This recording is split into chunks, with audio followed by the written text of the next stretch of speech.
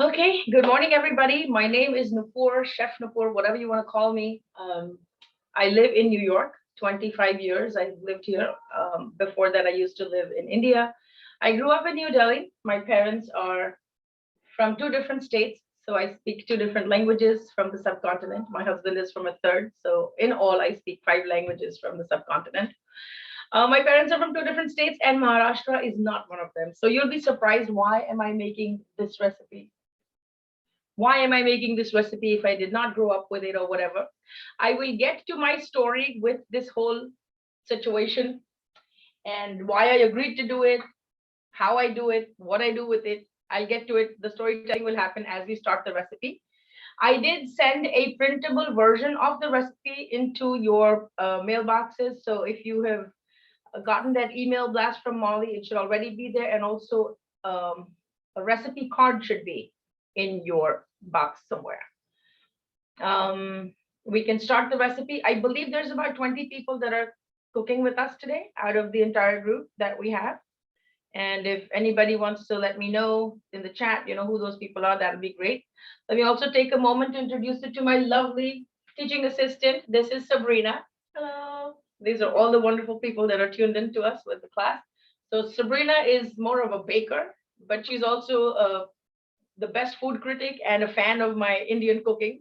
You can tell she's not Indian, but she knows all the Indian dishes and all the street foods and how to put them together because we work together a lot. So she will be assisting with a lot of the prep, and she's been here, setting up everything. So thank you, Sabrina, for being here. You're welcome. So this is what we're going to make today, and it's called a modak. So when I was growing up, I always wondered, what is this garlicky looking thing? And then when I tasted it, I realized it wasn't even salty. It wasn't savory. Like, what is this stuff? So as I got a little older, I understood that this is called modak, and it's supposed to be an offering that is made to Lord Ganesh, especially at a certain time of year called Ganesh Chaturthi, when we pray to him, right? Um, like I said, I had a very North Indian upbringing, so I couldn't relate to it that much. But yeah, it was delicious. It was tasty. Some of my friends would bring it to school, and I would, eat a couple of them and call it a day. So when Josh from Chef approached me, he's like, this is what we're planning to do, and this is what you're going to have to make. I was a little skeptical because I've literally assisted some of my neighbors in making it, but I've never really took on an entire modak making project on my own ever. And then I said, okay, so, what does this thing even mean to me? Like, we always pray to Ganesh to remove the obstacles from our life. I'm like, if this dude is really real, like, I'm Hindu, but I'm just gonna say it exactly how it comes. I'm like, if this dude is really real, let me challenge him to break this obstacle and get me to make this project on my own without any help. Okay. So instead of God putting me to the test, I put him to the test, and I was like, okay, let me see if this dude is gonna come through, right? So we're going to get started with the recipe. Just give you a little background information. I will continue the storytelling as we move forward, and I will also tell you a quick story about how our connection to the divine changes when we change our perspective. It'll be quite interesting for those people who never understand why we have idols and photographs and iconic stuff of gods and goddesses in the Indian culture, and why do we need to pray to those? What does that do for us? Some people find it lame, some people find it ridiculous, other people find it fascinating. So there's always a lot of thought and a lot of opinions around it.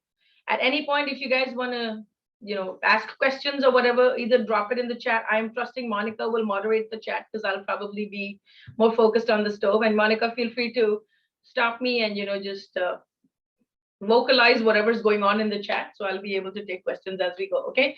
So you will see me on this screen, and the process will be on the other screen from which I'm tuned in, this one that I'm waving my hand in front of, and I will focus it on the stovetop as we get going. Right, so the original recipe calls for 3 cups of water and 3 cups of rice flour. Now, since all of us are not cooking, what I'm going to do is I'm going to ask you to calibrate it, which means that instead of using a full-size cup, which is 3 cups, work on a smaller cup, but we'll keep the same proportion of recipes. So we'll still do 1:1 for water to rice flour. It's going to help us to do 2 things. It's going to help us to get through the recipe really fast. And also for the people who are not cooking, they'll not be bored out of their wits, right? Because to process 3 cups of rice flour and cook it and make the modaks is going to probably be like a couple of hours or more, considering our skill level. So we will work with a smaller cup. It doesn't have to be this one. I'm using a 1/4 cup measure, but you can use any other cup measure that you want. I would recommend not to use this unless you want to make the dough and then, make it in batches or make it over a period of time. That's totally fine. I'm giving you both options, but I will calibrate everything and I will bring it down to whatever we need to do for this recipe, but I'll just make a smaller portion.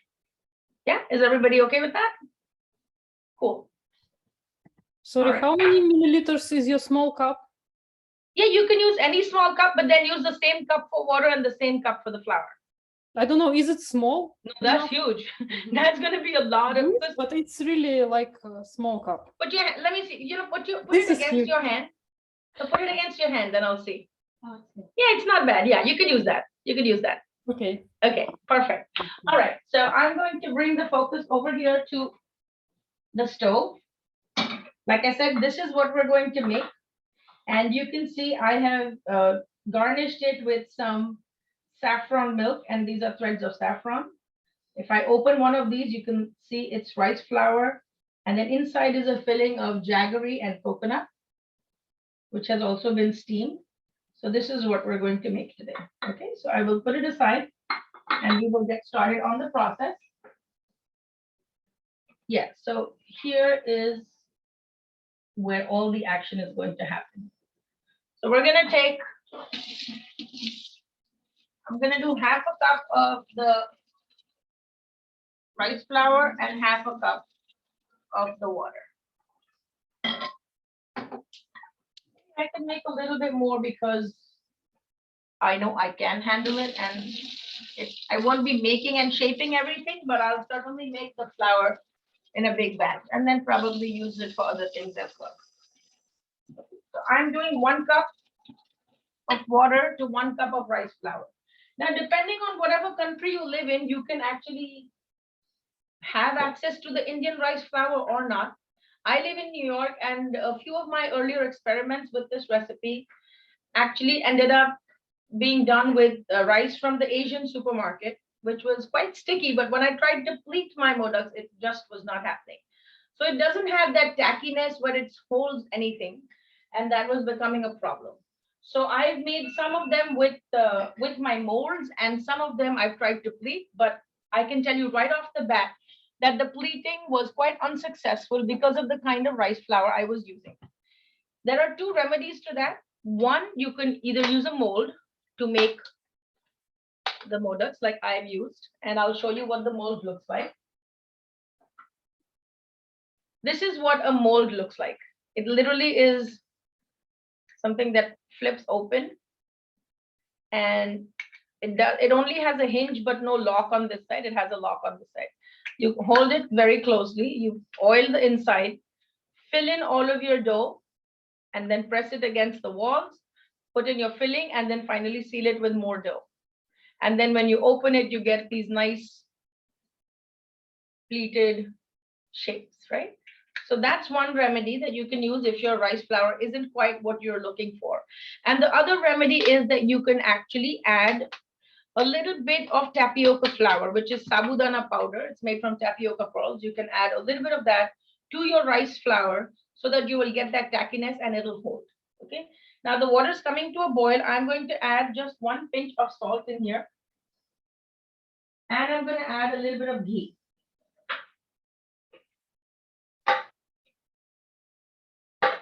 You can use any brand of ghee that you have. If you are vegan, you can always use oil. Just make sure don't use any oil that's kind of perfumey. So don't use any olive oil or such. Add a little bit of ghee, about this much. Add that right into the water. Can I substitute it with oil or with butter? No, no butter. You can either use ghee or you can use oil. Okay. But don't use any oil that is flavored or has like a residual smell. So don't use canola, don't use soybean oil, don't use the green olive oil. You can use a lighter olive oil, which is golden in color, or you can use peanut oil, coconut oil. Both are good. Okay, so now you can see the water is coming to a rapid boil. It should be bubbling like this. Let me know if everybody is caught up, or do you need me to wait and hold off? I can do that. Anybody that's cooking with me who wants to redirect the camera to their screen so I can see what's going on? Okay. So I'm presuming that we're all good and we're at the same stage. So I will go ahead and proceed. If anyone wants to share their camera screen with me to show me how far they are, that would be awesome. Sini, are you cooking with us? Yes, I'm trying to disable the background. No, that's fine. Just flip the camera upside down so we'll be able to see it. So just bring it on top of your stove. Just be careful because sometimes, okay, good. So this should be at a rolling boil. Are you doing 3 cups? Yes.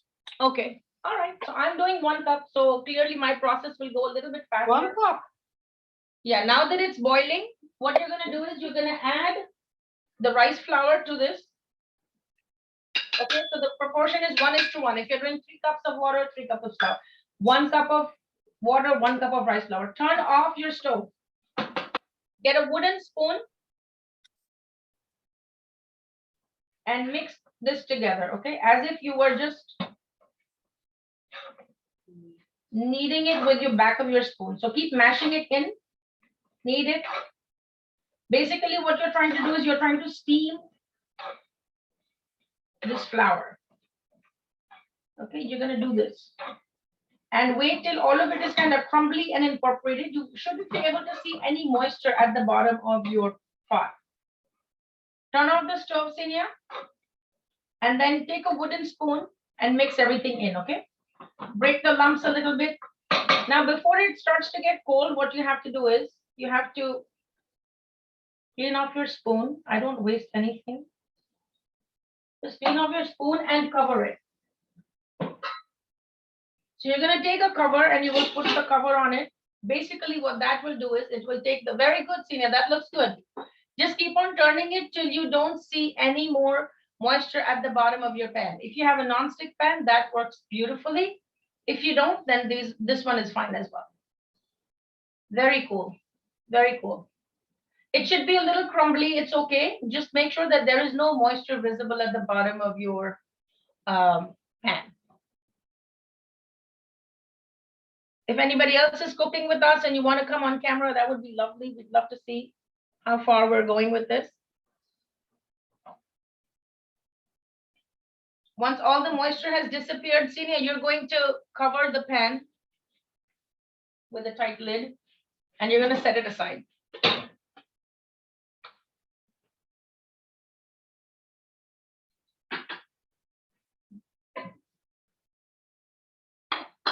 You're doing great. That looks lovely.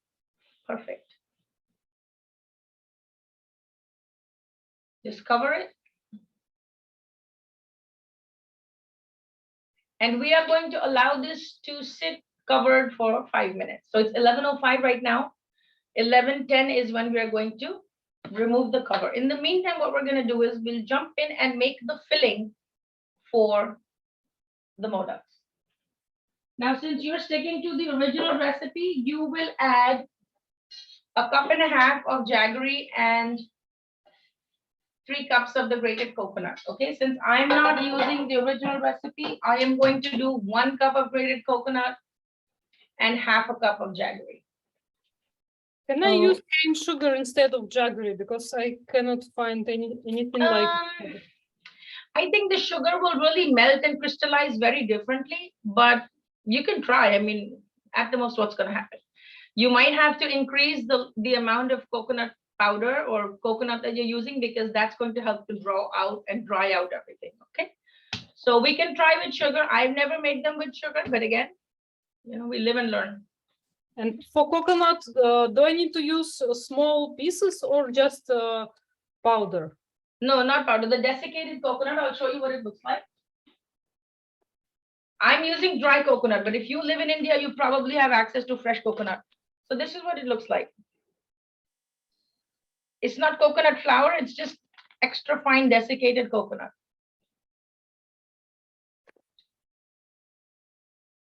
Yeah, so use this one. Use the poly. Let me see what it reads. Yeah, that should work. That'll work. Yeah, I'm seeing the texture. That'll work. Okay. So now that means you're going to use 1.5 cups of sugar, Senior, and you're going to use 3 cups of coconut. I am going to use 1 cup of coconut and I'm going to use half a cup of the jaggery. So the first thing that's going to go into your hot pan, put another pan on your stove. I have a non-stick pan. Do you have a non-stick pan? Another pan? Yeah. What's going to happen is if it's a non-stick pan, then your caramelization goes really well and nothing sticks to the pan. So it's really a good idea. We're going to need a spatula. I'm going to need half a cup of this, right? So.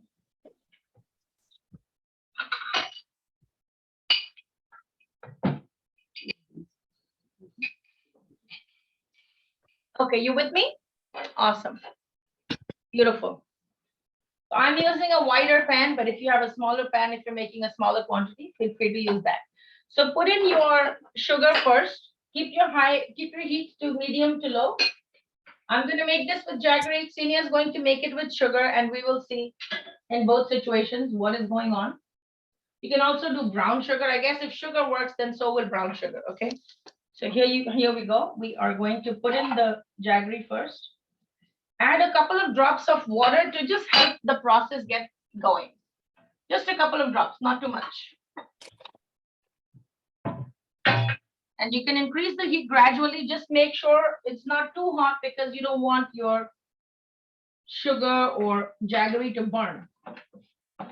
And jaggery is something that actually comes, for those of you that don't live in India, jaggery is actually crystallized sugarcane juice. This does not have any bleaching agents. This does not have any, this is basically just hardened sugarcane juice. It looks like a lump. Let me show you.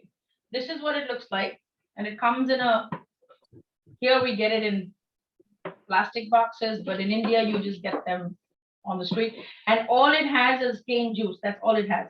So when the sugarcane juice is extracted, it's boiled, and then this is what it's gathered as. Okay. I basically just broken it up and whacked it with the back of a rolling pin to get this.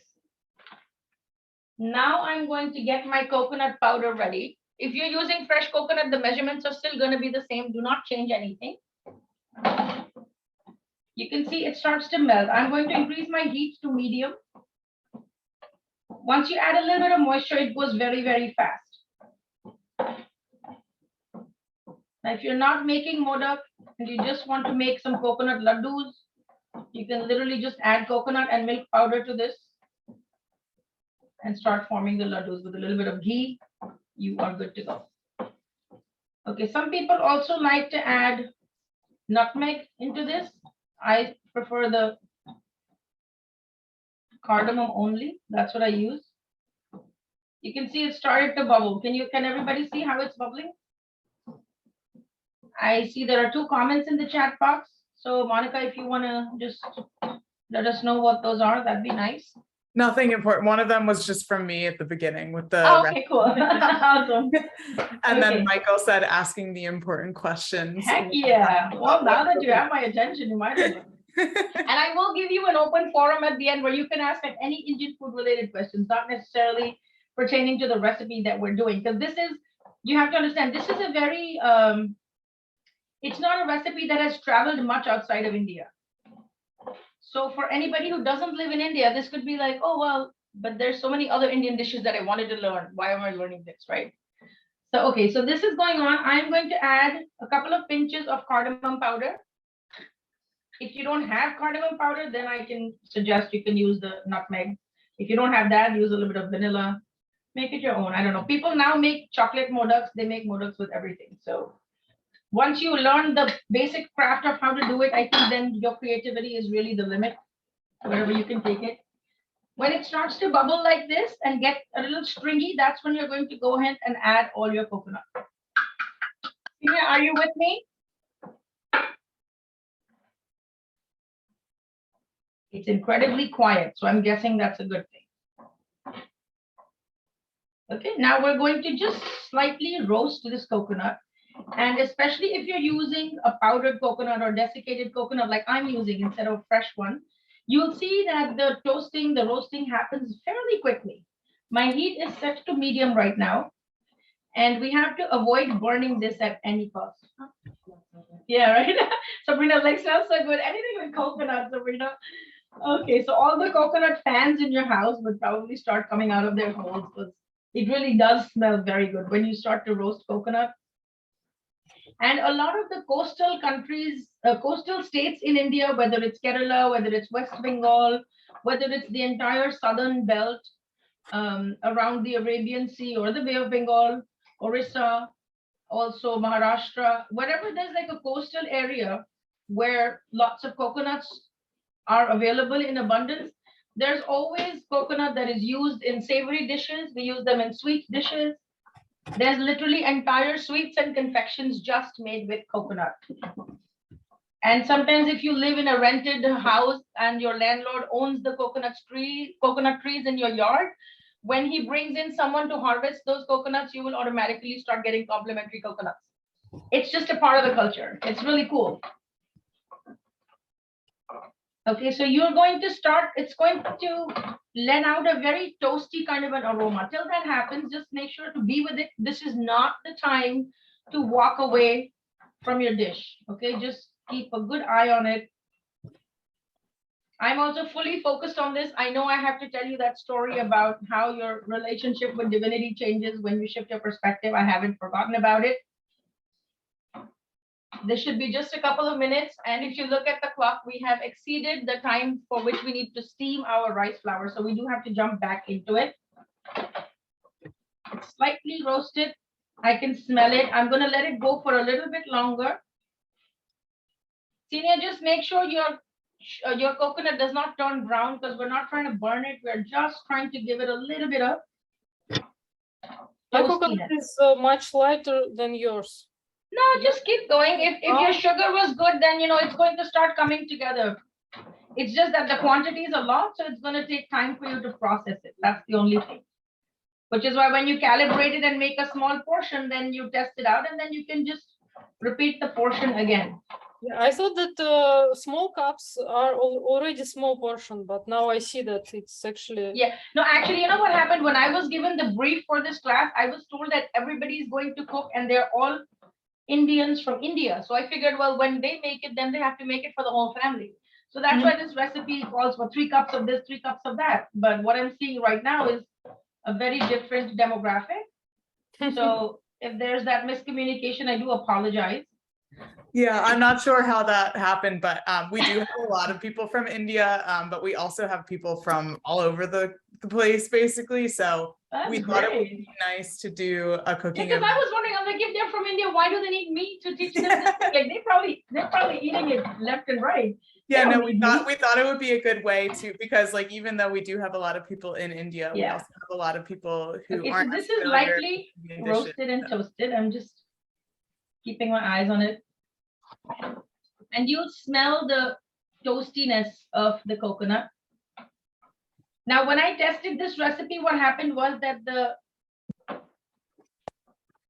jaggery was crystallizing and it became really, really hard. So what I actually did as something that only I would add is that I'm going to add a little bit of lemon juice, just a drop, to prevent the crystallization. It's not in the recipe, but it's just something that I thought would prevent it. And when you add just a couple of drops of lemon juice to something, whether it's sugar or jaggery, it helps to not crystallize it.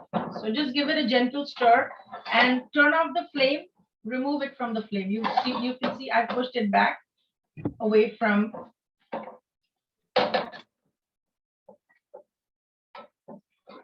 Okay, so this is our filling that's ready, and it's extremely hot right now. Do not try this at home. Like I'm touching this because my fingers are a little more immune than most people. But this is what it should look like. It should be granular, and the sweet and the coconut should be quite well incorporated into each other. Okay. Senior, increase the heat a little bit from medium to medium high, and then stir a little bit slowly so it'll start getting the color and it'll start coming together. Or what I can recommend is take out some of the portion and work with a smaller portion for now. You want to take out some of it and work with a smaller portion? But then I will need to also take out everything. No. You won't need to take out everything. Just scoop out a small portion of it and work on the small portion. And then after the class, you can continue to, you know, experiment with it and do what you need to do. I'm gonna take a little water break. Any questions so far? Anything that anybody needs to know? Anything that has anybody tasted this before? Any history or any family stories around modak making around the Ganesh Chaturthi time?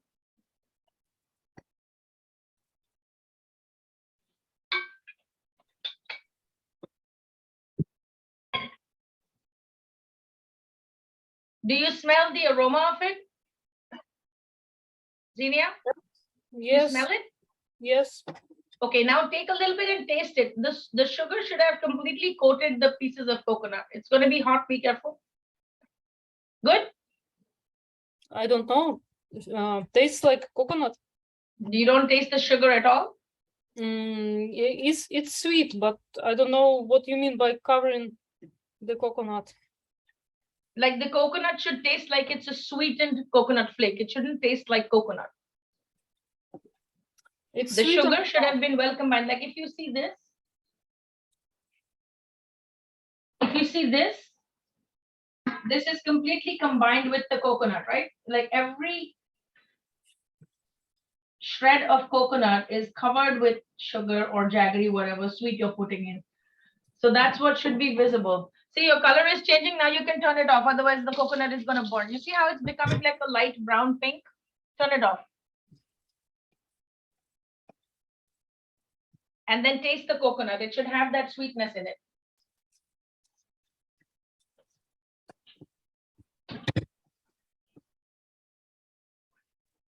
All right. Should we move on to the next step? Okay. It's sweet? It's sweet. It has Okay, sugar. good. So you can put it aside, and if you feel like your pan is too hot, you should take it out of the pan so that it doesn't continue to brown. Okay, now coming to the rice flour that we had put in the covered pot. We're going to remove it. You'll see it's still going to look very lumpy and crumbly. Okay, what you're going to do is you're going to get a mixing bowl and put everything in there. This is why I say when you make these kind of things, work with a non-stick pan. You see this? Oh my God, life does not get any better than this.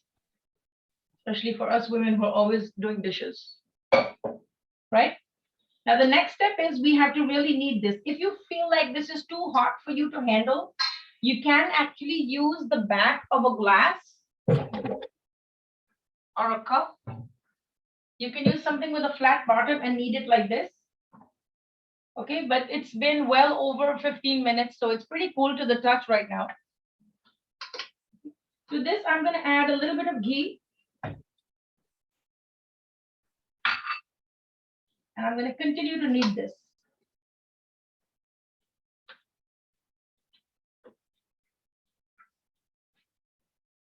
Let me know if you can see clearly.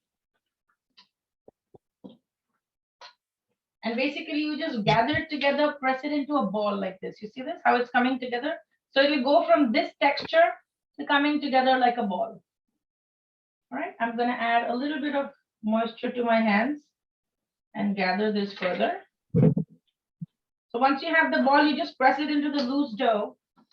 And basically, you'll see the ball getting bigger and bigger.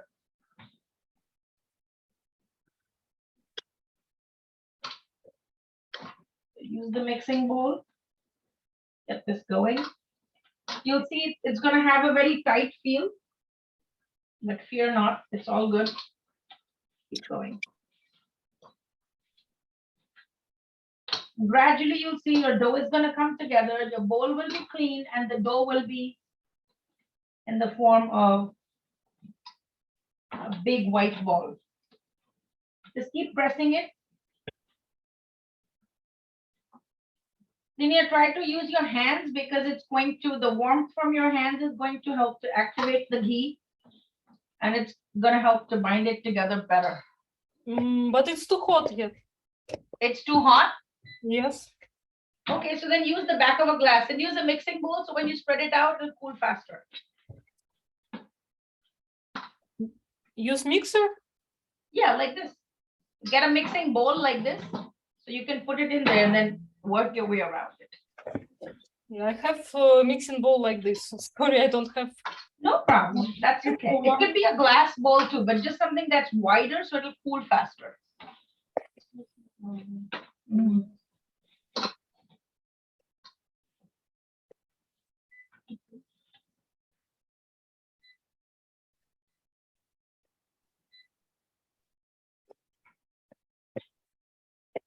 Okay, so this is what the dough should look like.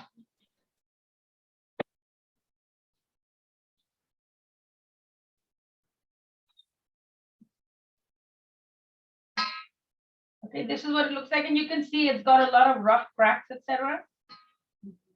And how we're going to fix that is we're going to keep working the dough. You're going to get it out of, you see the bowl should be completely clean. There is nothing sticky in there. There is no wetness, nothing. I'm going to bring it onto this board, add a little more ghee to my hands. Keep on working with this dough. This has got a very different texture from the dough that I created with the rice flour from the Asian supermarket. So if you have a chance to get the rice flour from an Indian place, definitely do that. I don't know what kind of rice this comes from.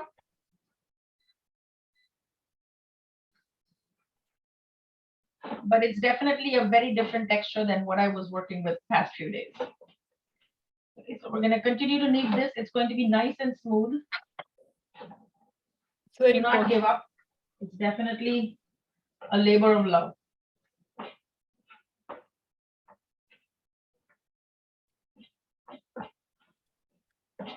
There you go, Zenia. You're doing good. Put some ghee on your hands. It's And then roll very hot. You have oil? You can. It's hot? Yeah, just do it with the back of a glass. Take a glass and press it down and do it with that. Then you don't have to touch it.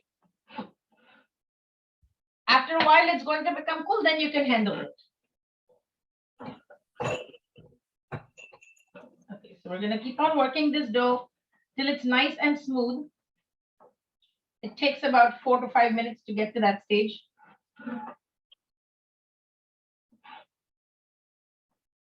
Do you have a chopping board like this, like a wooden board? Senior. Yes, I have some. Yeah, so then just transfer it onto the board so that you won't be struggling inside the depth of it. You'll have enough time, enough space to roll it out. Perfect. Yeah, just plop it on the board and oil the back of the glass and then just keep grinding it in.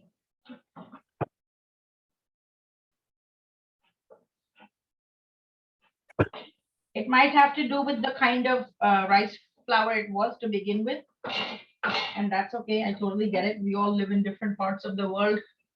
Actually, I have to confess, I couldn't find rice. Yeah, it's a little hard, you know, depending on where you live, it's hard. Like I kept buying it from the Asian supermarket, but it wasn't doing much. Like it was very hard to work with it. And then finally I found the one in the Indian store. So I said, okay, I'll give it a try. So even for me, the Indian store rice flour, this is my first time working with it. Now is it cool to the touch here? Keep on kneading it. It's going to become like a smooth dough. It's going to become like this. It's going to start looking like Play-Doh. It won't be gloppy.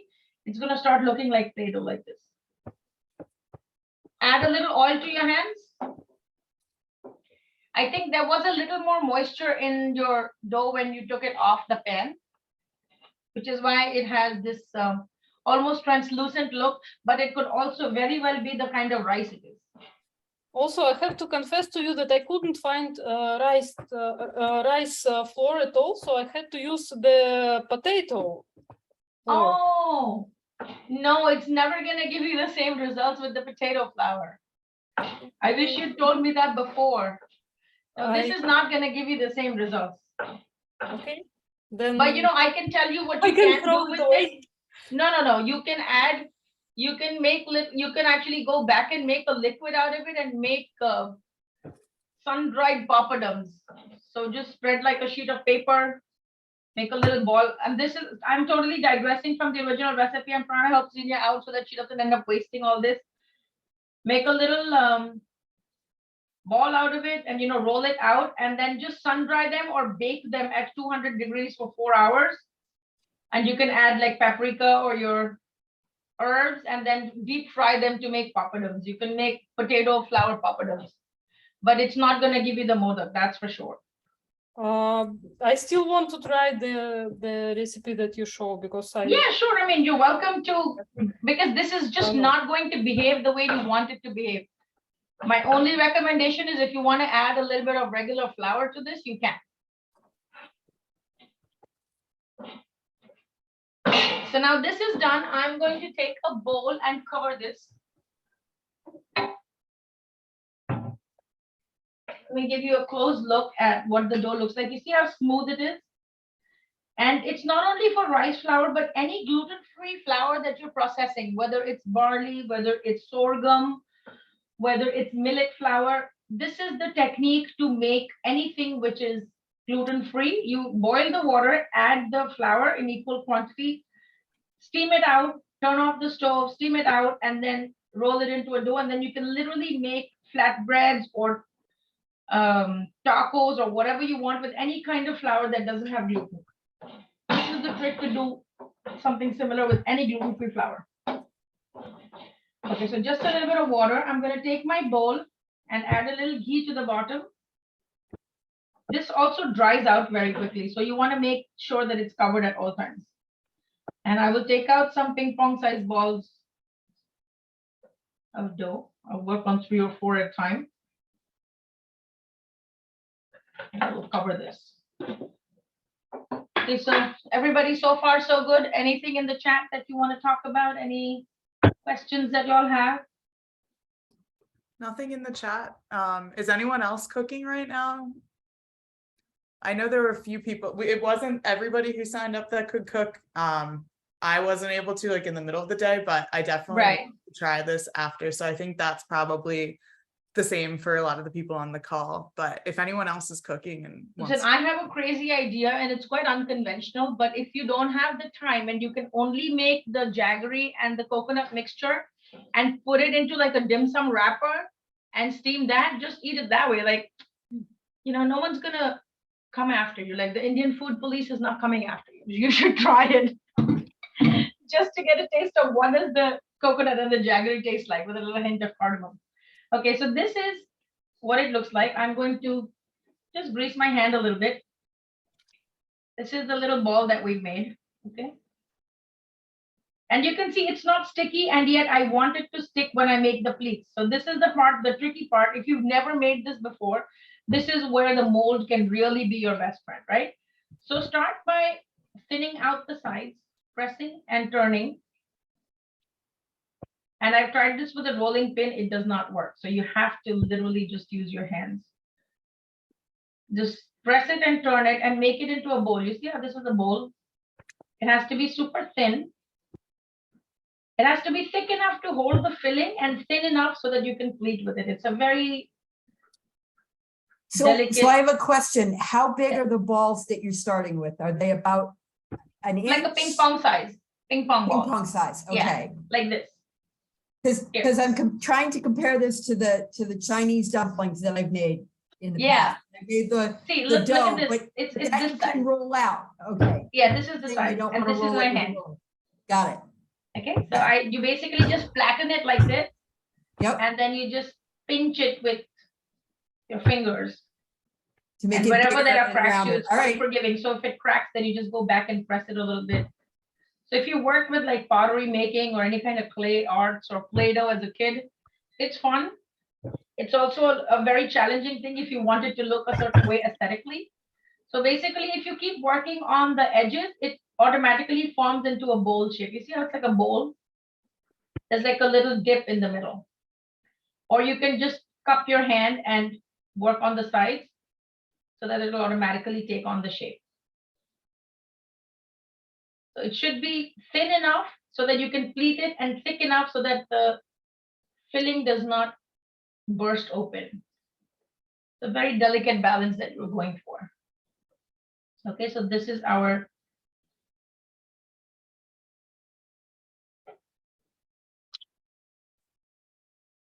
okay, now comes the fun part where you're going to take this filling and you're going to put it inside. And be generous with it, right? You can see this is already like started to crack. I'm just going to go back and press it so that it will come together again. And now is the pleating part. It's very different from pleating dim sums in the sense that when it actually steams, it'll lose a lot of its definition. I'm going to teach you a trick that I do, especially because this is not a traditional food from where I come from in India. So we have to do it with all the hacks, right? So I basically try to go for 4 pleats on the top, bottom, left and right, okay? And you'll see how challenging it is because of the nature of the rice flour. So this is one. This is the other. So basically, if this was a clock dial, then you're looking at 3 o'clock, 9 o'clock, 12 o'clock, and 6 o'clock. Do 4. And I see people in India doing it effortlessly. The flour does not crack. But here, it does crack. And then you're going to pinch it and bring it together so that it'll stick to the top, right? It has cracked in many places for me, as you can see. Just make sure that wherever there are cracks, fill it in, give it a gentle press, and try to make it look like a garlic pod, which it is supposed to look like. And then I'll teach you a trick of how to reinstate the pleats for that visual effect, okay? For that, what you're going to need is, so you'll see that it has a little point at the top. You can actually remove the top because it's basically just bland flour and make it a little more delicate so that you don't get bland flour dough in your mouth at any point when you bite into it, okay? So this is done, but you can see that the pleats have pretty much disintegrated, right? So now I'm going to show you the trick with which we actually bring the pleats back into the modak. And how you're going to do is you're going to take a little spoon, just oil it a little bit, and then you're going to go into these cracks and give it a turn. You turn it and put a dent in it, and then turn it again, put a dent in it. So these dents will do 2 things. They will help the modak to steam from the inside out as well. So you won't be tasting any raw dough. And also visually, it gives a really great appearance. Don't go too deep because you're not trying to cut the dough. You're just trying to make a dent in it so that the steam will flow. And the steam will also moisten the coconut. So when you bite into it, it's going to be very, very soft and moist. Okay, so that's one done. Now I'm going to take the mold and I'll show you how easy it is to do it with the mold.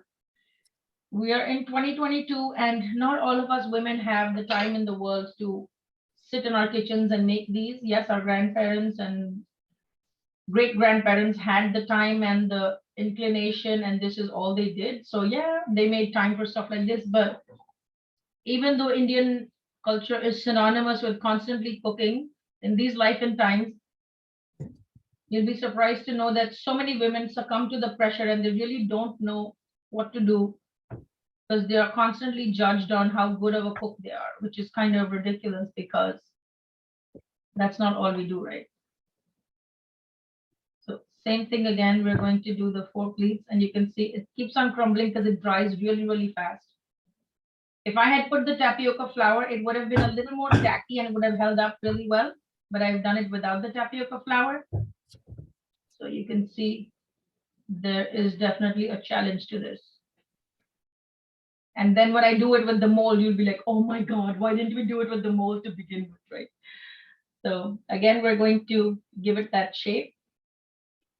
It's a very gentle process and sometimes women of the family work for days to make these in such a large quantity because they know that when they have the prayer service at home every evening for 10 days, there will be a lot of people that will come, and this is the official offering for Lord Ganesh. I will come back to the story right now because I know that this is the time when we have to put the steamer on and everything. So we have a lot of time. We have to steam these for 10 minutes. So we will have a lot of time for that story that I promised you. Okay. Going back in with the spoon. You can see my pleats disintegrate very quickly only because, not only because of the kind of rice flour that I'm using, but also because it's not something that I do all the time. But yet I feel like we shouldn't be deprived of something only because our skills are limited, and it gets better every time, I promise you. Okay, I'm gonna pinch off this top so that there is no bland flour, and I'm gonna make this a little more delicate. Now we're gonna jump to the fun part, which is working with this mold. These molds are easily available. I got these from Amazon, so I'm sure you can track down something like this in your city. Also, if you have other kind of confectionery molds that have a cavity in the middle, then you can definitely exploit that and see how that might go for you. So you oil and grease the mold really well. I'm using ghee. Then you close it. Now you're going to take your rice flour and just, re-energize it a little bit by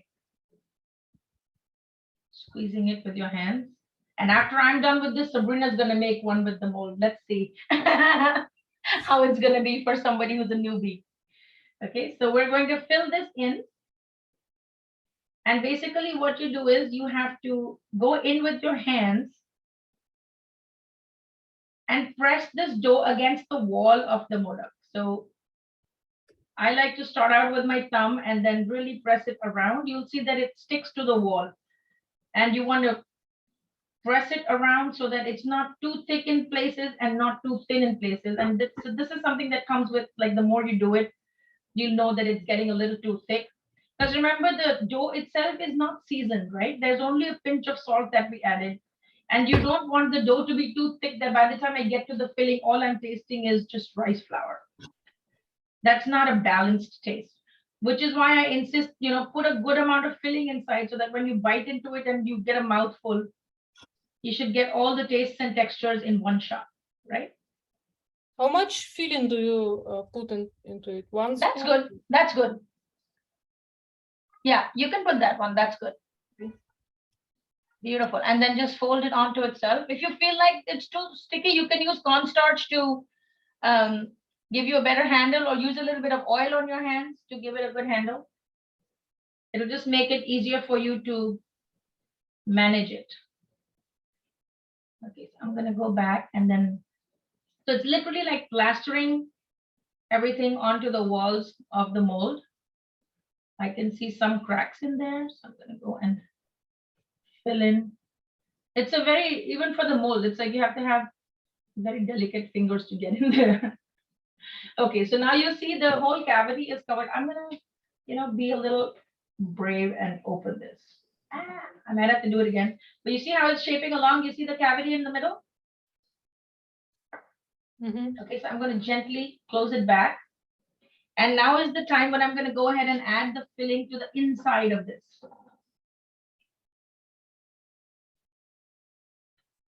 Put in as much or as little as you think it needs. And remember, this has a thick wall, so it's not like it's going to burst open or anything. You're going to be fine. And then leave a little bit space on top, right? I think it can take a little bit more. I'm using my hands, but if you want to do it with the spoon, that's great. Sinya, how are we doing over there? It's looking good. I have a round version. It's okay. For potato flour, I think you did really good. I wouldn't even be brave enough to try. So I think, considering that your ingredient is completely different, I think you're very brave for chugging along. I really have to, if you guys want to unmute and give her a round of applause, I think it's totally in order, because I would totally freak if I had potato flour instead of rice flour and I wouldn't even know what to do. So yeah. It's like a science experiment. It really is. I mean, but that's what cooking is all about too. Like, there's so much of chemistry that happens in the kitchen that we forget what it's like. Maybe one of the reasons why I can never be a baker is because it's too precise for me, Mhm. right? But people who bake, they say that baking is for lazy people because we don't have to think. You just And follow for the me, exact I would like to pick up the lid and stir it every once in a while. So baking is really not my thing. I would die of anxiety. Different skills. Sabrina here is a baker, so she would know. Okay, so this is another ball of dough that I have, and just activate it by kneading it together in your hand, and then you're going to go in and fill this mold. Make sure you hold it tightly so that it doesn't open from this side. There are no locks on this. You're going to fill it in, and a little bit more. It's literally like sculpting something from a silicone mold or whatever, very similar.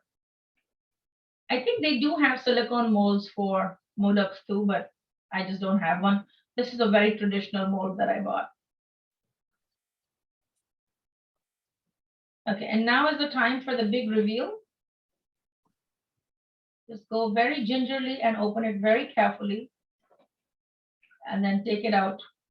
This little hole, put your finger here and then lift it gently. And this is what it looks like.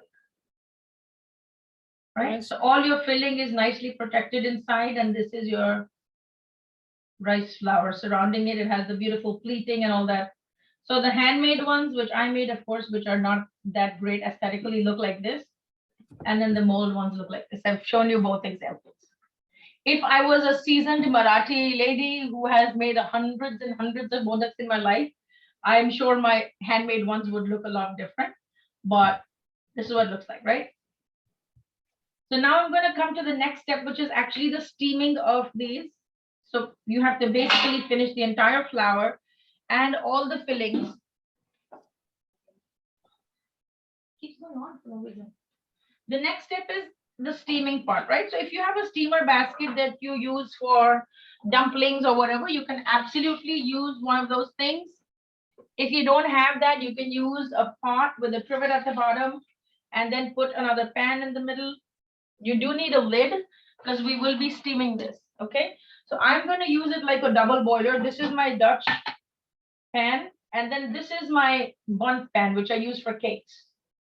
It's non-stick. You can see I love non-stick for experiments like this because we really don't have that kind of time. And even to this, I will add a little ghee at the bottom. I will get this flame going. Okay, and maybe Sabrina, you want to come and make some? Come. So now Sabrina is going to try to make some of these, and we'll see how that goes. So why don't you come over here? Right, here's the mold. Good luck. Here's the ghee. So while you focus on Sabrina, who has never ever made them in life, I'm going to tell you the story of how our relationship to the divine changes. So once there was a guy who really grew up believing that Lord Ganesh was the god of gods and he's the one he should pray to. So every day he had a routine where he would, pray to him, light some incense, put a candle, do all his prayers, do all the mantras. He would do that every day. And then many years passed, and then he figured out, he said, you know what, my life is not that great. Maybe this dude is not doing what he's supposed to do. Like, I'm not happy with putting so much energy and so much effort into praying, and then I'm not seeing the results. I don't know if you can see Sabrina clearly, you guys. Should I take it back a little bit? Okay. Are you able to see Sabrina and the process? Sabrina, yeah. Yes, That's good. yes. Okay, so this dude who was praying to Ganesh every day for n number of years got very exasperated, and he said, you know what, this is not going to work. I'm going to have to get another new god, and I'm going to have to pray to him because this guy is not doing anything for me. So what he does is he takes Ganesh's idol statue and moves it to a shelf above the original shelf. So he's got like these shelves, right? So he takes it and moves it to a higher shelf. And then he goes to the market and he brings another statue of another god and he puts it where Ganesh's statue used to be originally. So now the setup is like the old statue of Lord Ganesh is above and the new statue who he plans to pray to, is right here. So he's very excited that, oh my God, this is something new and this God is really going to come through for me. This Ganesh dude never did anything for me. I'm not praying to him anymore. So on the first day when he prays, he brings some really nice incense and he lights it in front of the new statue, in front of the new idol. And so, you know, when you light the incense, you see these little wisps of smoke that are going up in the air, right? So those wisps of smoke are traveling up, and he looks up and he says, oh my God, all of this is going into Ganesh's nose. Like, why is he getting the benefit of my new prayer? Like, I don't want that. And you know, Lord Ganesh has an elephant trunk. So whatever he has to smell has to be through the trunk. So this guy, he says, no, I've basically discontinued my relationship with Lord Ganesh. So what I'm going to do is I'm going to plug his nose so that he cannot get any benefit of this incense that I'm lighting. And he brings a big wad of cotton and he stuffs it into the trunk.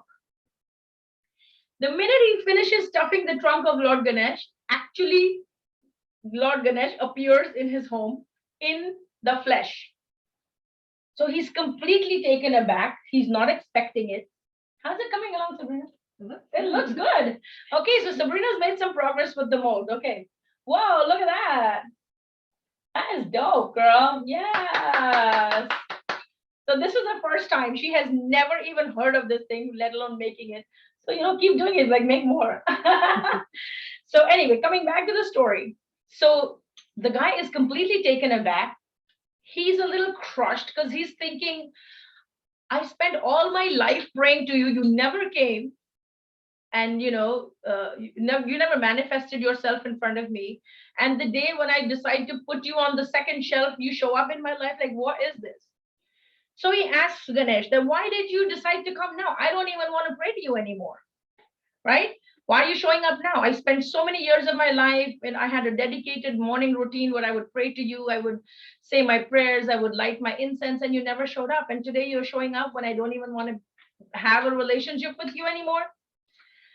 So Lord Ganesh says that all these years when you were praying to me, you were just going through the motions. It was just a ritual for you. You never considered me to be anything other than a stone statue that was sitting in your house, right? But today's the first time when you actually thought that I was also as human as you, and you decided to stuff my nose. When you understand that I'm a part of your life and you have a relationship with me, which is like a living person, that's a soul connection. That's why I decided to come in and pay you a visit today. So literally, that's with divinity, that's with anything. And you know, we are all from different faiths. Like I went to Catholic school all my life, but I'm born Hindu. So whether I call upon Jesus or whether I call upon Krishna or whether I call upon Ganesh, it really doesn't matter to me. But again, it's a matter of preference, right? There is definitely divinity that exists in each one of us. And you, when you came to this class, you probably expected that I would give you this very cliche story. Oh, my grandmother used to make these. My mom used to make this. Honey, none of that is true. I did not grow up in Maharashtra. I did not grow up in Bombay. The first time I ever tasted a modak, I had to be maybe 15 or 16 years old. And that too because I had a friend from the south of India whose grandmother used to make them at home. And I had no idea how these were made. When Josh said, you know, we're going to make this, I was excited because I'm like, okay, you know, I want to learn how to make it. So even for me, this was a learning experience as well. And I was fascinated. The more I researched it, the more I studied it, I was fascinated about how it's done. So yes, I have the tools, I have the techniques, I have everything, and I've made thousands of dishes in my life. But this I probably made like the 4th or 5th time in my life. So that's my story. And I literally felt like I've always given Lord Ganesh a place in my life. He's there. You can see I have an altar full of his statues. But when was the last time I actually did something for him? I don't think it was ever. So it's more like, oh, you know, it's very beautiful. Let me give him a place at my altar. And you can see like my living room is full of Ganesh paintings and Ganesh statues. But so I literally prayed to him and said, let me make this, allow me to do something for you, because clearly you have been working in my life for so many years, but I've just never acknowledged the magic. So let me make these modaks and you know, bring that sense of devotion back to you. So that was my whole reason why I took on this project. And I just wanted to share my part of the story. We all expect that just because we've been doing something forever, we're going to continue to do it and we'll be really good at it. But there are different reasons why you would take on certain things. And also when you make anything as an offering for at an altar or to give to a temple, in the Indian culture, it's very special. So you must bathe, you must not wear any shoes when you're making this, and you must also chant or pray when you make the prasad, which is the holy offering. And only once you have offered it to the deity, you can then distribute it to other people and also eat it yourself, because it's supposed to have a different energy. It's supposed to have energetically, it's supposed to be blessed food. And so you share it.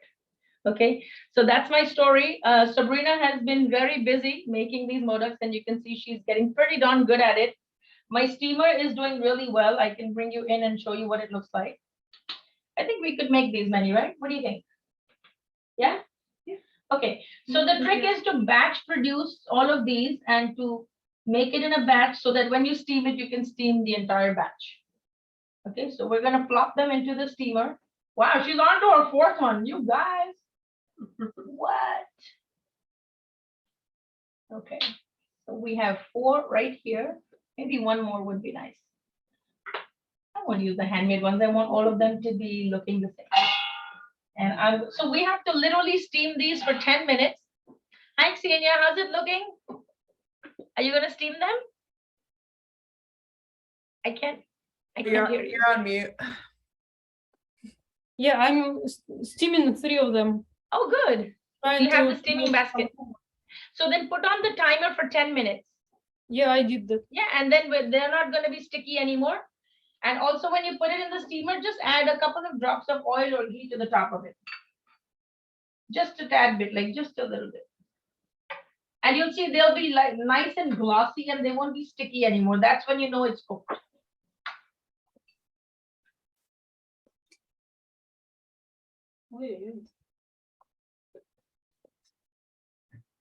Okay, so one more is coming. She's working on it right now.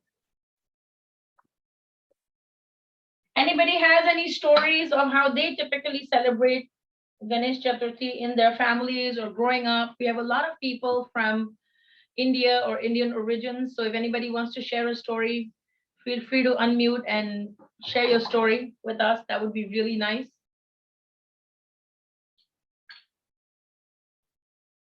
Well, I'm from south of India. Hi, Lakshmi. How are you?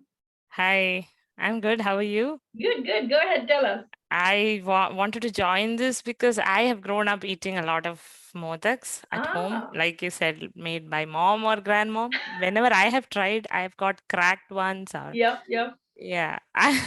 Whenever it's just that, So I thought maybe I should try a lesson from a chef so You know that, what, get the maybe there mold. are I think tips it's to gonna make take. your life a lot easier. Right? Yeah, And I think you even shared your some kids, tips, if you have right? kids in the family or people who have never been in the kitchen, it's a good project for everybody to chime in. And you can see Sabrina's never worked with this before, so she's able to make them quite successfully. Yeah, I don't have a this thing though, the mold. Uh-huh. But I don't know. Yeah, but I'm willing Yeah, to you try should be this able to get weekend. it on Amazon. I don't think it's that hard. Okay, so Okay. I'm gonna move on to I'll come right back to you, Lakshmi. Give me one Sure. second. I'm just gonna update everybody with the progress. So we are going to steam these. I am gonna put up the heat to medium, and it's a double boiler, so I have water boiling at the bottom. It's 11:55. We should be done by 12:05 New York time.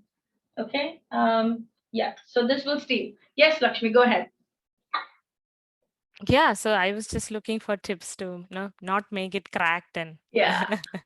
I've tried If with you add the tapioca flour to your rice flour, are you in India? No, I'm in Toronto. Okay, so then I would say definitely add the tapioca flour to your rice flour. Okay. Because I'll show you the brand of rice flour that I've used. And it's almost the rice flour that's used for idiyappam and pakistani and appam pori, but I found it to be very dry. When I use the rice flour from the Asian supermarket, I found it to be too tacky. Okay. So I think somewhere in between is the perfect combination for our expatriates that don't live in India. And also all of our cooking recipes, especially if you're if you're from a different country, but you live in another country, the altitude at which you cook, the external temperature of the atmosphere, and the air pressure all determine, and the kind of water that we have, all determine the turnout of the taste of your recipes. Whether you're pressure cooking, whether you're sauteing, all of it has it's very closely related to your height from sea level. What is your altitude at which you're cooking? What is the internal and external temperature? What kind of equipment you're cooking on? All of those things actually determine how the taste of your food is going to be. You may have noticed that when you cook in Canada, your food tastes a different way. When Yeah, you it cook in does. India, your food tastes a different way. Of course, Indian ingredients and Canadian ingredients are also very different, right? So even if you were to make like a potato curry with tomatoes and mustard seeds, it'll taste very different in Canada and it'll taste very different in India, Yeah, that's true. right? Yeah. Half of it's So a because lot of of our my skill traditional set, but recipes have that challenge that, we have to find that sweet medium of what works for us. But I would encourage you, even if you cannot make the whole modak, let's say we made this filling today, right? With the jaggery and the yeah, coconut. yeah. Now you can see this is very crumbly and it's very dry, right? In case you cannot make the whole modak, what you can do is don't add the lemon juice, and literally when this is warm to the touch, make little laddus out of it. Just put some ghee in your hands and make laddus. It's fantastic. It has a very crisp texture. You can also add nuts. You can add milk powder. It's going to be a very, very good prasadam for Ganpati if you're trying to do Oh, something that's okay. similar. That's interesting. Yeah. Yeah. And also for those people who love coconut but don't have the time or the skills to spend all day in the kitchen, sometimes you can make the simplest coconut laddus or coconut fudge by using desiccated sweetened coconut that comes in a packet, one packet of that to 1 can of condensed milk. It's totally equal portions. Use a non-stick pan, swirl it together, add the nuts or cardamom or saffron, whatever you want to add, and you can get the most fantastic fudge. I may have a recipe of that on my YouTube channel. It's called Queen's Curry Kitchen. So there's a lot of recipes. There's a lot of Facebook Lives that I do in real time. So if Indian cooking or North Indian food is something that fascinates you, you can definitely check out the website. It's queenscurrykitchen.com. There's a lot of ebooks that you can download. There is a free chana masala recipe in case you want to make that at home. I don't do too many sweets. I'm more of a savory chef, but there are sweet recipes on my YouTube channel as well. And they're detailed. So it's not like, you'll see the whole thing in a minute and a half and then have questions. It's a very detailed step-by-step. Just like I'm teaching you now, the live recipes are in real time. So take the time to explore that if that's something you want, or if you want, you can actually reach out to me or send me a private message on my Facebook page, Queen's Curry Kitchen, and I can send you that exact link to the coconut fudge that is made with the condensed milk and the desiccated coconut. Okay, so this is the 5th one that we're going to, 6th one. Oh, she's at it, man. Okay, so you know what, I think we'll do this as batch 2. Yeah. Okay, so we are about 5 minutes away from taking out these. What I'm going to now do is I will get the saffron milk ready. And for that, what we need is a couple of threads of saffron. If you don't have saffron, you can also use food coloring, which is this bright yellow in color. And this is what the saffron looks like. I have some Spanish saffron from Spain. This is what it looks like, right? These are the threads of saffron. There you go. Okay, so we are going to take some milk, just a few drops of milk, and we will warm it up in the microwave, and we will add some saffron strands to it.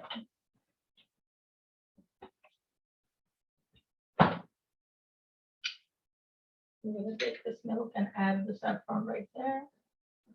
And then I'm going to put it in my microwave for about 10 to 12 minutes, seconds, not minutes. You don't need a whole lot of saffron. If you don't have the saffron, feel free to use food coloring. And nowadays they also make modaks with chocolate. So they basically use cocoa powder and condensed milk and then use the mold and they make a modak with that. I've seen people make modaks with semolina. So just like you have semolina, you know how you make halwa, Lakshmi? Just use the semolina and the milk and the sugar. And then once it becomes a solid lump, just fill it into the mold and that's it. So you don't even have to do the detailed stuff. You can just do like a quick no cook modak and it'll still work, right? So if you have milk powder, cocoa powder, and condensed milk, you can make a modak. As long as you have the dough that can allow itself to fit into the mold, you can make any kind of modak, right? And also some people like to garnish it with gold foil or silver foil, you know, the edible foil, edible gold. That looks very pretty as well. You can see this color is very faint. I'm going to let it sit in here for a few minutes. In about 3 minutes, our first batch is coming out. I am going to add just a tad bit of the food coloring to this. And most of the time when you take the food coloring, just use a toothpick to add the food coloring because less is more. You can always add more, but you cannot take away from it. So it gives it that nice bright yellow color. Give it a good stir. And we are going to get ready for plating. So this is what we're going to use. Traditionally, glass, brass, silver, or gold, or copper is used to make offerings for any kind of prayer service or to the gods. This is ceramic, but pretty much precious metals are used, and there's like an entire pantry supply of different pots and pans that are only reserved for making food for making an offering to the gods. So it's not really mixed in with the rest of the utensils that we use in the house. I'm an outlier, so I really don't care. I'm like, if God is living here in our house, then he's eating whatever we're eating. So, you know, that's cool. I mean, I won't put a leg of chicken in his face, but I don't have a separate pantry for him. So we're going to use this handmade ceramic dish, very similar to the one that we had before. It's 12:03. I'm just going to come in here and take a look at what it looks like right now. So you can see these are going to become non-sticky. You'll see like they're just, you know, doing their thing, and don't steam them any more than 10 to 12 minutes. So I'm going to give it 2 more minutes and then we'll be on track. So 12:05. In the meantime, Sabrina has gone ahead and made more. So it looks like we're going to finish all the filling and all the dough today with her dedication. Whoops, you okay? Was it hot? The steam. Yeah, here. So keep making them so everybody can see how conscientious you are. All right, so any questions with Indian food? Any questions with what we did today? Any stories that anybody wants to share? That would be lovely. Anybody else that wants to share any stories? I think we did have some other people from India on the call, but I think they had to drop because this meeting. It is really late for Indian time. Yeah, it is quite late for them. But yeah, I hope that we'll be able to share this recording to with more people in the organization after. So I'm hoping that people will watch it because there's been some really interesting stories to hear. There have been indeed. And if you go on Instagram and do a hashtag Modak, you will see so many pictures of Modaks from around the world that people are actually putting in front of the altar for Ganesh this season. It's going to be a 10-day festival, and it's just like literally, it's madness on the streets of Mumbai. If you've ever seen footage of it, there's a lot of YouTube videos that people have done and blogs that people have done where they've actually captured the vibe and how crazy and vibrant and musical and full of life those 10 days of the Ganpati festival are. Lately, in the modern times, some families will only do it for 3 or 4 days. But the traditional way is 10 days. And after the 10 days, those Ganeshas are actually immersed into the river. That's the traditional way of doing it. Also, because statues back in the day used to be only made with clay and straw. So it was totally biodegradable, and they would put it back into the river or give it back to the earth. But lately, there's been a lot of industrialization. So all kinds of materials are being used to make statues of gods and goddesses. And then when they find their way into the rivers and the streams, it creates a lot of pollution. So there has been a new awareness of it. And when you look at some of the documentaries or when you look at some of the clippings of what all people use to make Ganesha statues, you'll be surprised. People use edible things. Like there's a lady in Mumbai who only makes Ganesha statues with chocolate. And then once she dismantles it, she gives it to the poor people with like the kids of the, street, the homeless kids on the street. She gives those chocolates with like a pint of milk to all the kids. So that way it kind of goes back to where it was supposed to be. Some people make Ganeshas out of just modaks, and those are totally edible. So there is no wastage, and there is also no abuse to the environment because we are choosing to, bring the statues back into the river or pollute them in a certain way.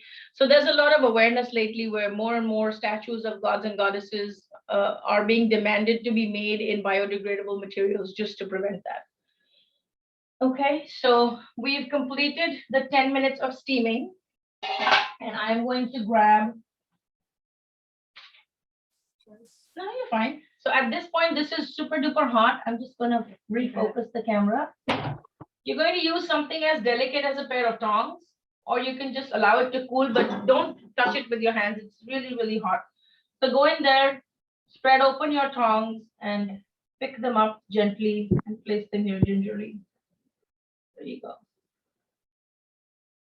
Right? So the mold really makes them look aesthetically pleasing. They all come out to be the same size and the same shape. It's really, really fun. I think we are ready to steam a second batch because Sabrina has been at work very conscientiously. Right? So if you have a steaming basket, you can do that. If you have a double boiler like this, you can do that. All of the others are going in now. I don't need to put ghee again at the bottom of my pan. Beautiful. I think we can put these also now.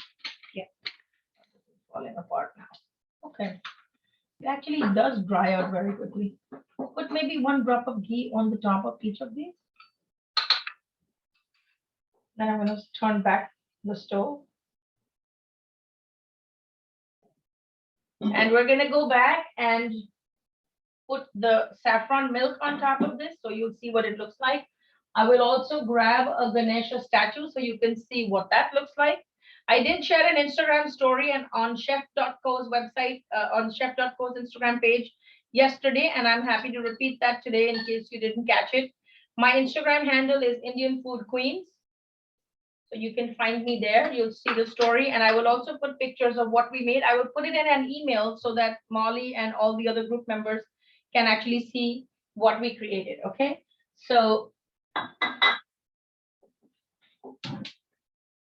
here's what we have. This is batch 2, and I'm gonna go back and steam these. Now coming to this right here.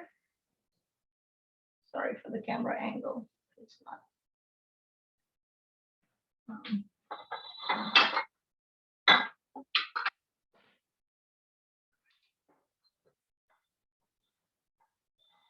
Why am I not able to see it? Like, is there something? Okay. Kind of crooked.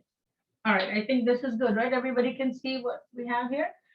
So this is our saffron milk. And we're just going to add a little bit. Now, some people also like to add a drop of milk to the water when they're making the flour. Only because it makes your modaks very bright. It doesn't have this creamish, dull color. It actually has a nice, bright, white look. Okay, so we're gonna do this. And I'll show you the ones that I made last night with the saffron strands, and you'll see how the color has deepened overnight. You can also put, like little shards of pistachios or almonds, because literally there are no nuts in this recipe, but if you want to add that textural contrast, it's definitely an option. And the longer you let these strands of saffron sit, they're going to deepen in color. It's going to be a really, really pretty look. Nowadays, a lot of food coloring is also added to the modak, to the rice flour to begin with, so that children will find it very appealing. I personally don't see any need for that. But see, if you let the saffron strands sit for a long time, then the color is going to be deeper like this. These I made last night, and this is what we made today. Okay, so I will take some pictures, and also I will open them up and show you what it looks like, so you can actually see what happens after you steam everything. And Sabrina can be our taste tester. How about that? Sure. Okay. So why don't you come on camera here, Sabrina? And let me actually bring a picture, a statue of Ganesh from outside, right? I'll be right with you guys. One moment, please.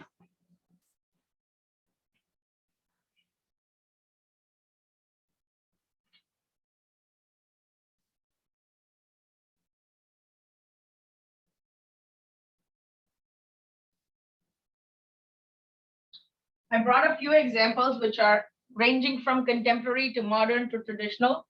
This is one of the very latest ones, and it's made with glass paints by an independent artist. Okay, so it's usually very bright and colorful. You can see the elephant trunk, you can see all his jewelry, you can usually see a crown that he wears. And there's a story behind how he got the elephant trunk in the first place, which might be another class that we're talking about. And he usually comes beautifully adorned. Like you can see all the jewels that have been encrusted. And this is a very tiny one. So I basically have a collection of these for over 40 years now in every shape and size. Then they're also made in precious metals. Like this is a silver one. I have one in sandalwood that is about this big that was given to me as a wedding present. And then this is a unique one. It's made on a nut. So this is a betel nut that's put inside pan that we eat after our meals. It almost looks like a nutmeg nut, but it's called a betel nut, betel. And this has been sculpted clay that they have made with just sculpted clay on the betel nut. This is the face and the head of Lord Ganesh. So it could be as unique as this. It could be as tiny as that. And then there are some modern abstractions. So this is an abstract version, but when you see this, you know, if you're Indian, you know what it means. So you'll see the characteristic, the big ears, you'll see the elephant trunk, and you'll see the pot belly. So those are some of the characteristics of Lord Ganesh. And of course, every home has a collection of it. Before we start anything auspicious, we always pray to him because he is the guy who is going to remove the obstacles from your life. So I don't know who needs to hear this, but if you are battling something and you're waiting for a breakthrough and you want someone to come help you, call this dude. He will really help you. Treat him like a real person, as if you can sit across the table and have a conversation with him, and really trust me, he's got your back. Okay, so you don't have to know the fancy mantras, you don't have to be Hindu, you don't have to be Indian, but if you really feel like this is the person I can entrust all of my worries to, and he will give me that breakthrough and remove obstacles, take a minute and just connect with him from your soul and tell him what you want to tell him. He's going to listen to you. Okay, so now I'm going to bring Sabrina over, and she is going to try one of our modaks. So Sabrina, hold on to this. Okay, come closer. Okay, and this is what she's going to eat. Put a little ghee on top so that it's not dry for you. Go for it and bite it, and then tell them what it tastes like. What is the texture like? Is it sweet? Is it soft? What is it? Coconutty, of course. You love coconut. So coconut, cardamom, jaggery, a little bit of rice flour, and lots of hard work will get you to make these for your family. I don't know how people would make a few hundred every week, but it's not super sweet. Yeah. So you can calibrate the jaggery based on how sweet. And also because the flour outside is bland, it kind of balances out the extra sweetness of the jaggery. Personally, my biggest gripe with this dessert is that why is the outside bland? Like, shouldn't it be sugar coated or something, or shouldn't it be deep fried and sugar coated? That's my only bone to pick with whoever came up with this. If I ever meet that person, I'm gonna ask them, like, why is it bland and then sweet? So I don't know. Sometimes life is bland and then you make it sweet from the inside out. I don't know if that's the message. I don't know. I was just looking at pictures of chocolate covered ones, and they look right. I would totally do the chocolate with the coconut. Oh my God, are you kidding me right now? And then some, like, crusting of nuts or something, ganache with some nuts. That would be really cool. Or one of those chocolate, how you get those chocolate cones, which are the solid, oh my God, with the coconut milk, get out of here, with the coconut oil, like get out of here, like dip them in, and you have like a crust, and then you have nuts on top. So yeah, have more. You made these the fruits of your labor. So yeah, so that's a wrap for today. I hope you guys had a good time, as much as I enjoyed connecting with everybody and bringing you this skill. Definitely, it's something that's disappearing. A lot of our traditional recipes are also disappearing as we urban women don't have that kind of time or motivation to sit in the kitchen for hours and hours and make these. So my biggest goal as a chef is to make it accessible, to preserve some of the recipes, also to reclaim our power at the dinner table, because families that dine together shine together. I hope you will give this a try. If not, just make the filling, put it inside a dumpling wrapper and eat it. So at least you'll get somewhere close to what it feels like. I'm open to taking any questions if anyone has any, or then we can wrap up the class. Monica, I think we have time till 12:30, right? So we're good on time? Yeah, well, I was told to schedule till 12, so I think that's why some people had to drop okay. off at the end. All But right, I'm cool. glad that people were able to stay too, because this was a really great class. Really appreciate you being so engaging, and I learned a lot during this. So I'm glad. I'm so glad to hear that. Yeah, anybody else who's planning to try it out too, like I said, we'll be sharing the recording at some point for the people who couldn't make it today. So I'm thinking maybe we'll start a Slack thread or something and have people share how it turned out for them. Definitely, I'm gonna try this weekend when I have a little bit more time. And all right, I'll post Jenny, pictures. are you gonna tag me on it? Like tag me or tag?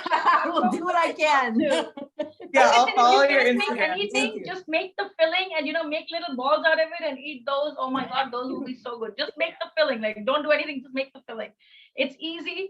And you'll be able to make it in no time. Add some milk powder or add some semolina and then just bind them together. You'll be in heaven right now with that. Okay. So for all those people who are feeling brave enough to give it a try, I appreciate each and every one of you. Thank you so much for coming to our class. And Sabrina, thank you so much for assisting. Our second batch is also ready, so we're going to put that out.